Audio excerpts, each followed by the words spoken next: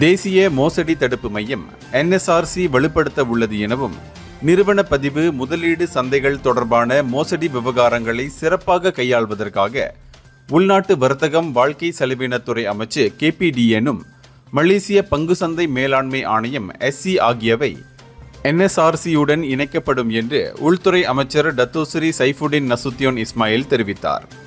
தற்போது NSRC சராசரியாக நாள் ஒன்றுக்கு சுமார் 500 தொலைபேசி அழைப்புகளை கையாள்வதால் இந்த விரிவாக்கம் மிகவும் முக்கியமானது என்று அவர் குறிப்பிட்டார். மேலும் காவல்துறையின் தலைமையின் கீழ் தொடர்ந்து செயல்படும் இந்த மையம் பொது சேவைத்துறையால் அங்கீகரிக்கப்பட்ட 139 புதிய பணியிடங்களுடன் மறுசீரமைக்கப்படும்.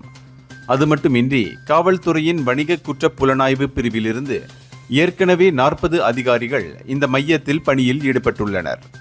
பேங்க் நெகாரா மலேசியா, காவல்துறை, நிதி நிறுவனங்கள், தொலைத்தொடர்புத்துறை ஆகியவற்றை உள்ளடக்கிய NSRC-யின் செயல்பாட்டையும் திறனையும் மேம்படுத்துவதற்கு இந்த மையம் பேங்க் நெகாரா மலேசியா தலைமையகத்திலிருந்து சைபர் ஜெயாவில் உள்ள மலேசிய தொடர்பு பல்லூடக ஆணையம் MCMC-யின் அலுவலகத்திற்கு மாற்றப்படும் எனவும் அறிவிக்கப்பட்டுள்ளது. இந்தியர்களின் இதய குரல் மக்களோசை.